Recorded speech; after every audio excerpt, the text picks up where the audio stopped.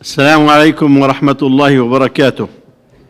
الحمد لله رب العالمين، والصلاة والسلام على محمد النبي الأمين وعلى آله وصحبه ومن تبعه بإحسان إلى يوم الدين. اللهم واجعلنا منهم آمين.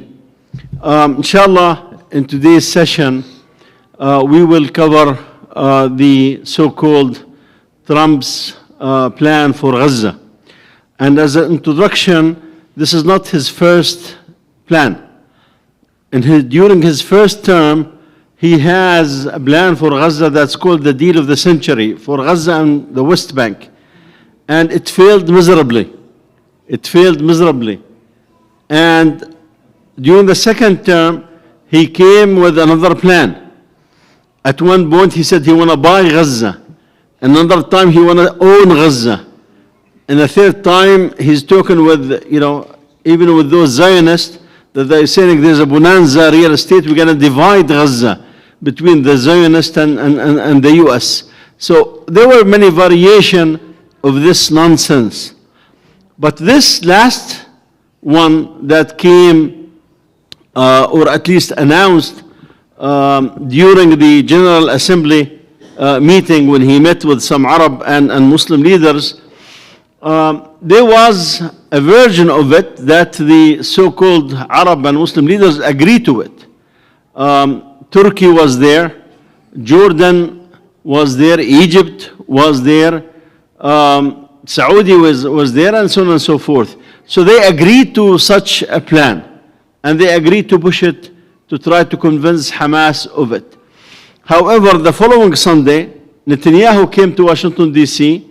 He met with Kushner, President Trump's son-in-law, and he met with Witkoff, one of the main figures in this Middle East diplomacy these days, and changes were made. Changes were made to this plan, and this is the plan that was announced.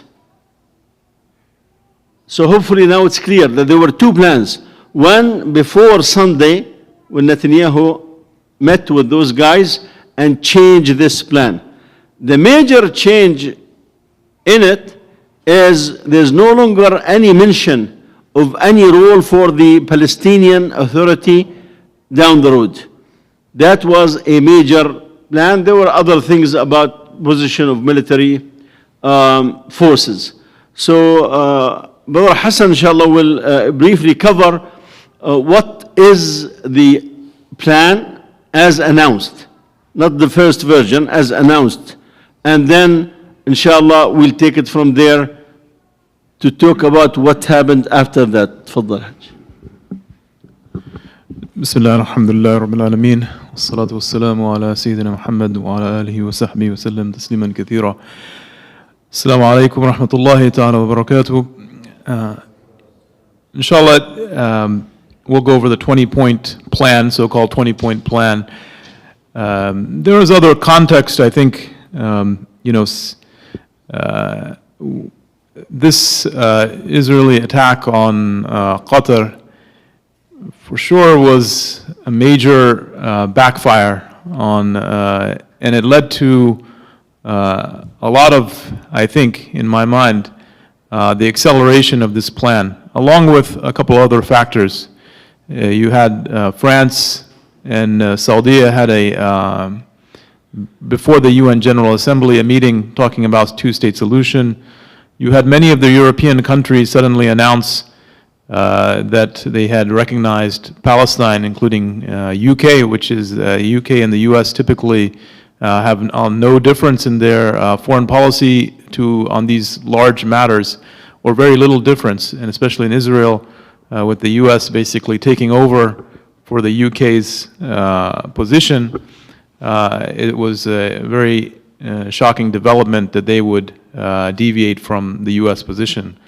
And also, there was increasing pressure from the Gulf and the Saudis about this bombing that happened in Qatar. And in my mind, apart from the US position, There's nothing that this president loves more than money and these kinds of connections. And definitely Doha and the Qataris had made some comments to him about their financial dealings. So, I mean, they're investing billions of dollars, not just in the U.S., but in personally in Trump's pocket, you know. And so I think it is interesting when we saw, when this plan was being announced, that Netanyahu had to read an apology letter to the Qataris, and this was something that it kept going. In fact, you have Rubio and Trump, they said the exact same words, which was that Netanyahu took the war very far, meaning too far. And Trump said the same thing. Bibi took it very far, and Israel lost a lot of support in the world.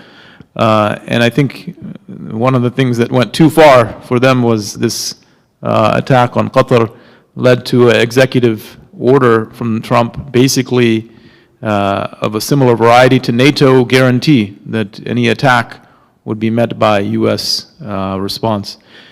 So that's a little bit of the context. As far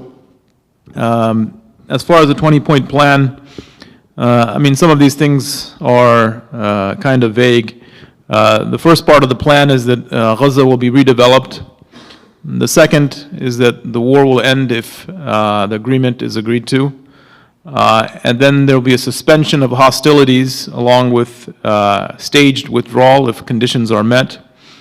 Once they have 72 hours upon signing to release the hostages, and once the hostages are released, Israel will release 250 Palestinian prisoners who are serving life sentence, as well as all the people of Gaza that were detained since October 7th. There's 1,700 or more, including women and children that were detained. And then for every hostage remain that will be released, Israel agreed to release 15 remains of deceased Gazans.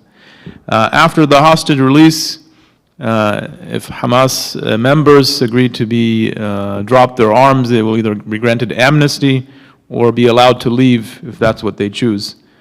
There was a part of this agreement says that according to the January 19th agreement, which if you remember the first ceasefire where there was suddenly a surge of aid, this part of this agreement says that aid is to be restored according to the same terms as the January 19th agreement, including rehabilitation of infrastructure, water, sewer, power, hospitals, bakeries, heavy equipment to remove rubble, so on.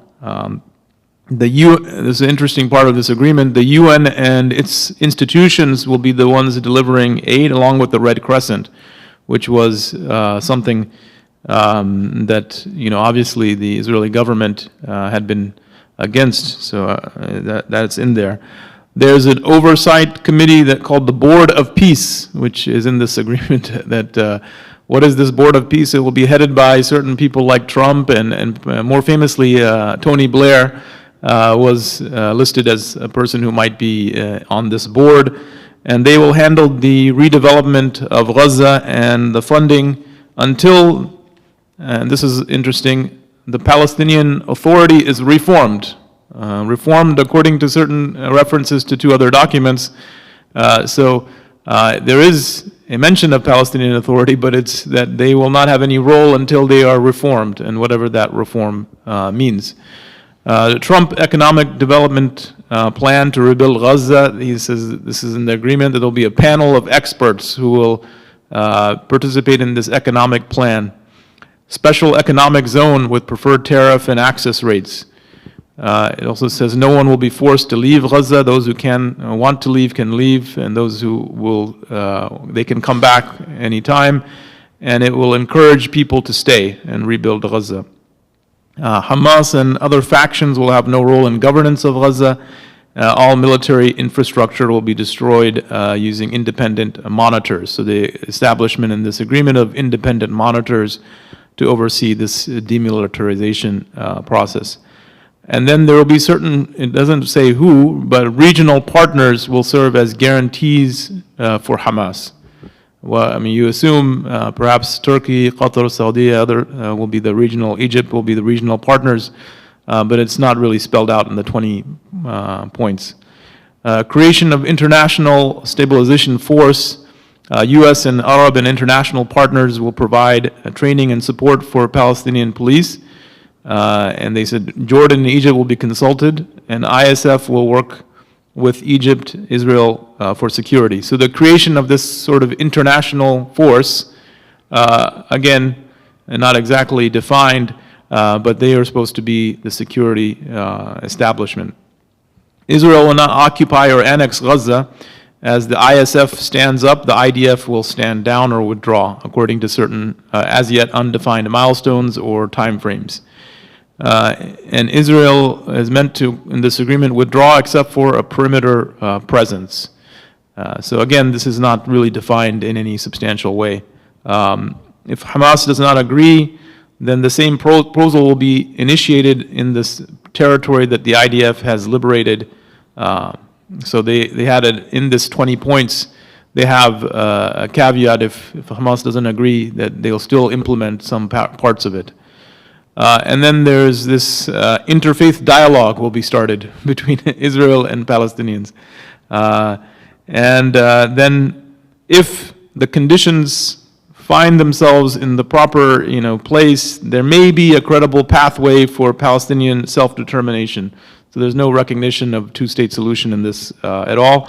And then it says that U.S. will establish a dialogue between Israel and Palestinians to agree on a political horizon for peaceful and prosperous coexistence. So that's the last point of the plan.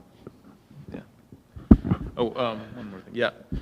Also, since that plan came out, there was also a map that Trump put out that was after the initial map, and it basically shows the IDF occupying north of Gaza and the south of Gaza, the basic corridors, the Philadelphia corridor, which is in Rafah, right along the Egypt, the Sinai border, and then Beit Haniya or in Beit Hanun in the north, establishing a presence there, and also remaining on the outskirts or encircling Gaza city. So these were positions in Trump's current map that he finds the Israelis will still be there. Jazakallah khair. Barakallah bik. As you have seen, it's a hush-hush kind of plan that includes things that really can be implemented on the short term, and there are other things that can be implemented on a longer term, and there are things that are impractical and do not make any sense. I'll give you an example. Okay, so it says that within 72 hours they would need to release all the hostages, alive and dead. Is this practical? How can you, given that the attacks are there and still fresh there, how are you going to collect all those people within those 72 hours? And then who will be in charge of Gaza after those 72 hours? How long it will be there to bring Arab and Muslim, quote unquote, forces to start controlling Gaza? And this body, political body that will be built somehow, headed by Trump and the war criminal of Britain, basically Iraq. Remember Tony Blair. He is a war criminal, no doubt about this. About 1 million Iraqis were killed by the U.S. forces and the British forces when Tony Blair separated himself from the rest and agreed to go with Bush, saying that they were weapons of mass destruction. So this war criminal belong in The Hague to be prosecuted, not to be yet coming back to rule going back to the British mandate, remind us of the old ugly days that the colonial rules have come to the Muslim world. But beyond this, what took place? What had happened? So basically, they gave Hamas a few days to respond. Then Trump came and said they have Sunday night deadline, meaning Sunday, this day. But 2 days ago, Hamas sent a response. And the response was really very, very, very clever. It came after long discussion between Turkey, Qatar, Egypt, and Hamas. So this is not a product of one side in this regard. For the first time, Turkey have taken a major role in those discussions. Now, I described the plan as it is as a disaster for the Ummah and for Palestine in this regard. And I said before that if Hamas is to accept it, it's only will be under pressure from those countries. And if they reject it, they will have a justification for that, because basically, beyond stopping the war and releasing the hostages, all the rest, there are many things that are uncertain, and at any time anything can break. However, the results really were way beyond many people's expectation. The answer came that we are willing to release the hostages. That was the first big sentence that was sent to Trump. That Hamas is willing to release all the hostages, live and dead. And there were other things after that. We'll talk about it. So what it looks like, when Netanyahu received this answer, he read the whole thing and was ready to hear Trump coming out and saying, Hamas rejected the agreement, therefore the war will continue. But that's not what had happened. Trump came and said, Hamas agreed to the plan, and therefore the hostages will be released and the war need to stop immediately. What was it that they said in the second part? As I said, very clever. They did not say we reject your proposal. They did not say we do not agree to your proposal. They did not say that this proposal is really full of bomb after bomb after bomb that could really create more problems than what we have now. They came and say the following: we, as the resistance in Gaza, we do not have a mandate from the Palestinian people to discuss these issues. These issues need to go back to the Palestinian people, and there should be a body, a political entity of technocrat that runs the strip. For those who do not know what's meant by a government of technocrat, basically it's a government of officials who do not belong to any group or any party. So you come and say, okay, he's a medical doctor, he has experience in running hospitals, you will be the director of, or the minister of health. This person is an expert in Wall Street and World Bank, and he have the knowledge, he will be the minister of finance. But neither one of them have any affiliation with other group. They are experts in their field who do not have any affiliation neither with the Abbas or Hamas or Islamic Jihad or Popular Front or what have you. So that what was said in the answers that was given to Trump. And Trump being, you know who is Trump, want always to claim a great, I have achieved, nobody have achieved this in the past 3,000 years. I have achieved the peace. that will deal with wars of what wars? What 3,000 years? What he's talking about? This thing is only 85 years. There was no Jews, no Zionists who were living in Palestine with the aim of taking over Palestine for thousands of years. And the Palestinians have been living there for 5,000 years.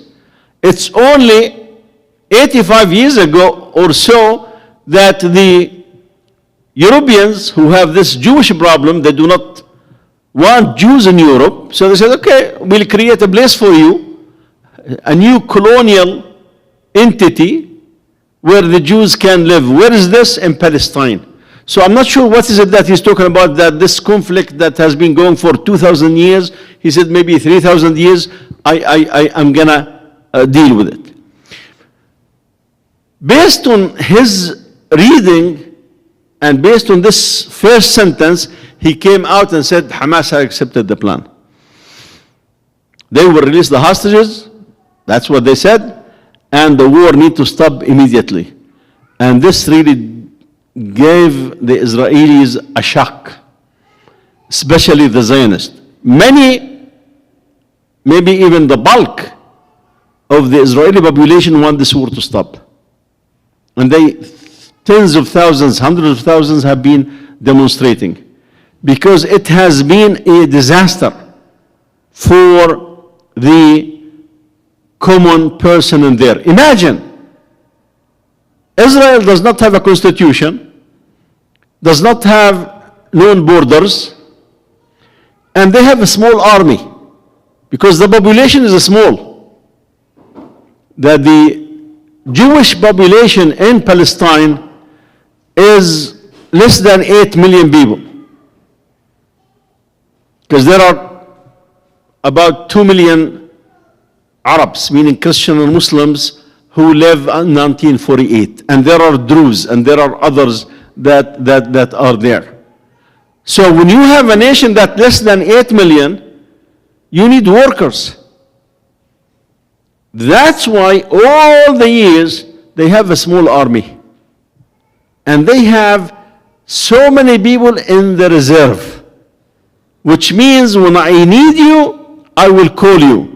So if there is some kind of trouble in the West Bank, they call the reserve.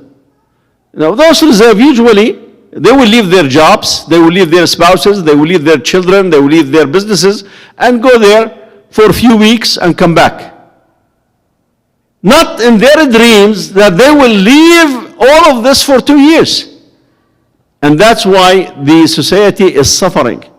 There are hundreds of thousands of businesses that have been closed because, those who own restaurants, open, small shops, they are in Gaza, who gonna run those shops? Produce in the fields have rotten, nobody to pick them up. Startups have really drastically went down. The Israeli press is saying that many of those reservists and their families have to go seeking help because of mental illness. That's why the majority wants this war to stop. But Netanyahu, Smotrich, Ibn Gfir, and company, they were shocked. So that's why in the first night, Netanyahu called for a special meeting for the security cabinet, and notice, he did not invite Smotrich or Ibn Gfir, because he knows where they stand. Instead, he had a special meeting on the side with them on Saturday. Because Netanyahu cannot tell Trump no. I really like an interview that NPR had with some Israeli Jews over the weekend, and they were asking one lady about her feelings. She said, I am concerned that Netanyahu will have a trick to derail this whole thing. She's not fearing that the other side would fool or betray them. No, no. She's saying that her fear is her prime minister is having or might be hiding tricks, and she's right. You would expect them, especially as I said in the beginning, he was expecting Trump to come and say they did not agree. But that's not Trump. I think whoever wrote that letter, drafted with those countries and with the Hamasis, they were really clever because they gave Trump what he wants, which is the prestige. Oh, we're going to release the hostages, all of them, within a few days. That's all he wants to see. That's all he wants to see. Achieved. Looking for the Nobel Prize in peace, and he made that announcement, which again shocked the Zionists and the extremists among them.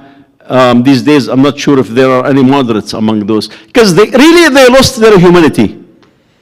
They lost their humanity. When you see babies dying out of hunger, and the food is 1 mile away, tons of food is 1 mile away. In fact, it's on the fence on the other side, on the Egyptian side.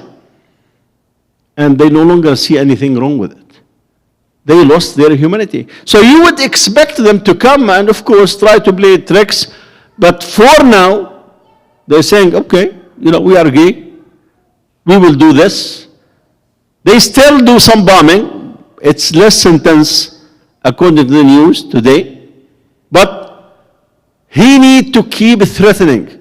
So you see, if they do not disarm, we will disarm them by force. If they want to stay in power, Trump now says, we will obliterate them. We will finish them. And you will see all those threats coming for the next few days. Now, what is the perspective for this to go ahead and be implemented? The beginning of it, stopping the war and getting some of the hostages, all the hostages, whatever they would agree on, that's possible. That is practical. But beyond this, it's really points that Dr. Hassan mentioned. Each one has a big bomb under it. For example, there's this news channel called Al Arabiya. In the Arab world, they call it Al-Ibriya, the Hebrew channel, not Al-Arabiya. It's owned by the Saudis. Imagine, when Qatar was bombed, they came with the headline, the leadership of Hamas was killed. It turned out they were not. But that's what Al-Arabiya job is. Put confusion and make people give up on any hope for whatever their expectation is. They came yesterday and they said that Hamas has agreed to give up all their weapons. Hamas issued a statement and said, we did not agree to this. We did not agree to this. There's this other news that, Hamas is hastily collecting the dead bodies. Hamas said, we are not doing it. Now, if the Zionist media or the Israeli media, I distinguish between the two, talk about this, it's understandable. But to have a channel that is financed by Saudi talk about this and spread this lies and rumors in this regard is really way beyond what we expect from those who really call themselves journalists in this regard. Shifting gears, okay, this is Gaza. What about the West Bank? What's the plan? Nothing. Nothing. As if the issue is Gaza. As if the issue is Gaza, that now when we bring this war criminal Tony Blair and say you are in charge of Gaza. By the way, Tony Blair was bought by the international quadrant, those countries that want to look after Palestine, Israeli struggle issues. They put him in charge. For 10 years, he was living in the American Colony Hotel in Jerusalem. 10 years, that was his residence. until the Palestinian Authority says he is useless. We do not see any use for him other than he's collecting money and salary on this, that he ended that job. Now they are recycling Tony Blair. They are recycling Tony Blair in this regard. Now, where this thing is heading, as I said, total uncertainty. And what we know for sure is all those plans that came to solve the so-called Palestinian issue all end up in the dustbin of history. على مزبلة التاريخ. Just go back and see how many plans came for Palestine. From Bourguiba in 60s and Yang, all the way to Camp David, where Sadat wanted really to solve the so-called Palestinian problem. Menachem Begin said, no, just deal with Sinai, that's your business, leave the rest to us. To Oslo, to White River, and I mean, you can just keep mentioning. So this is just yet another chapter in this tragedy that happened to the people of the Middle East, especially to the people of Palestine. Why do I say the Middle East? Because Netanyahu clearly said 3 or 4 weeks ago, he said, I am dreaming and looking for the greater Israel. What's the greater Israel? And this is a public. This is not something that he said in a private setting. He wants this to be public. It's all of Palestine, all of Syria, all of Lebanon, part of Egypt and part of Iraq. That's the greater Israel. This is as of 3 weeks ago. He is saying that this is what he is after. And only 5 weeks ago, in 24 hours, they bombed Gaza, they bombed Lebanon, they bombed Syria, they bombed Qatar, and the following day they bombed Yemen. Okay, for Yemen, you can say, okay, Yemen is sending missiles and drones. But why keep bombing Syria? Well, again, it's this mentality that some of those Zionists have. Keep hitting those Arabs on their heads. Keep them subdued, we will have the upper hand. And of course, unfortunately, the reality that you know and I know is that the heads of those governments in the Arab world have already sold out on Palestine and on other things. So there's not much khair, much good to be expected out of them. One word about this so-called Palestinian Authority. Palestinian Authority has no authority at all. The Israelis have reoccupied the West Bank. I mentioned in last Sunday that I was in Palestine for a month last year. And our area where we live is adjacent to the office of Mahmoud Abbas, the Muqata'a, and to his house. Not a single Jew was sighted for the whole month in that area. However, in the 6 weeks that I spent this year, every day you see the Israeli army in the major cities. So basically they had no authority. They were ready to annex the West Bank, not the population center like major cities. They want to annex the land. And they got some signals of encouragement from Washington, D.C.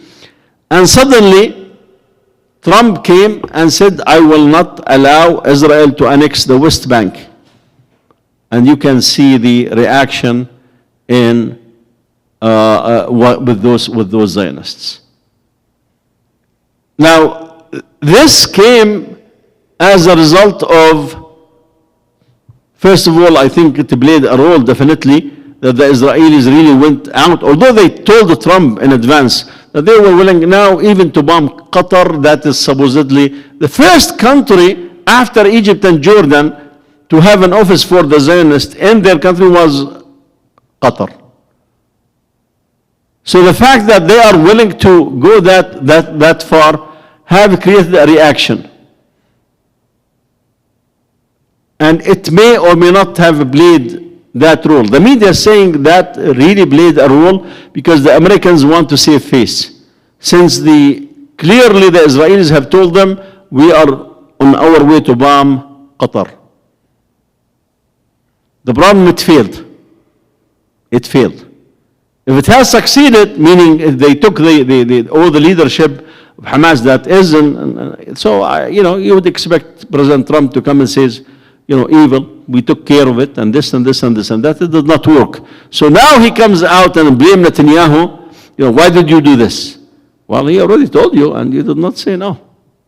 So this is just tell us that the signals that coming from Trump, sometimes you can understand, sometimes difficult to understand, sometimes there's no explanation for it, but at least you will see that in the past 2 weeks the dynamics have changed, and with the anniversary of October 7 approaching by this Tuesday, really the uncertainties now are much more than what they were few weeks or a few months ago. I say this and I ask Allah subhanahu wa ta'ala to bring the khair and the best for the ummah. We have 5 minutes for a question because we need to close by 9:30 inshallah, or comments. Any question or comment inshallah?